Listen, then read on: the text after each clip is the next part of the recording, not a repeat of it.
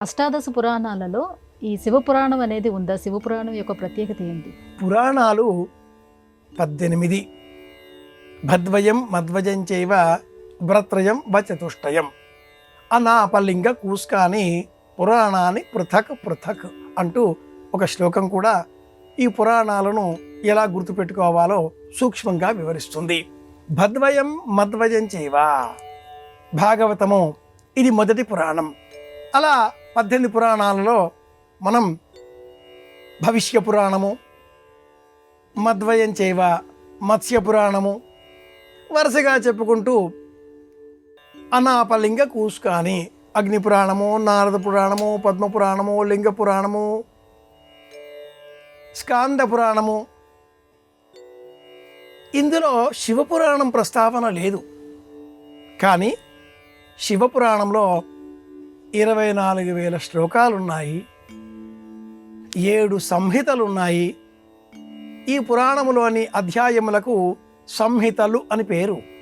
విద్యేశ్వర సంహిత, రుద్ర సంహిత, కోటి సంహిత, శత రుద్ర సంహిత, ఉమా సంహిత, వాయు సంహిత. ఇందులో మళ్ళీ ఉపవిభాగాలు కూడా ఉన్నాయి.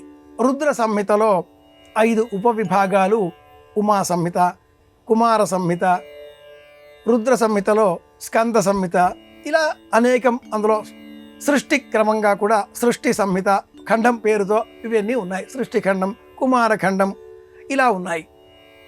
ఈ శివపురాణంలో పంచాక్షరి మహామంత్రం, ప్రణవ శబ్ద ప్రత్యేకత, ఈశ్వరుడు ఈ సృష్టి క్రమాన్ని ఎలా ప్రారంభం చేశాడో, పంచకృత్యములు ఎలా నిర్వహిస్తున్నాడో, సృష్టి క్రమం ఎలా కొనసాగుతున్నదో, సృష్టి ధర్మం అంటే ఏమిటో, శ్రాద్ధ ధర్మములతో ప్రారంభం చేసుకొని కౌటుంబిక ధర్మముల వరకు సమస్త ధర్మములకు ఆలవాలంగా మనము ఈ శివపురాణాన్ని గ్రహించవచ్చు.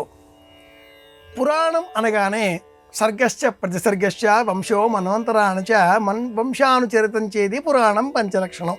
ఇలా 5 లక్షణాలతో ఉండేటటువంటి ఈ లక్షణాలన్నీ ఉన్నప్పుడే దాన్ని పురాణం అంటారు. ఆ పురాణ లక్షణాలన్నీ శివ పురాణంలో కూడా ఉన్నాయి.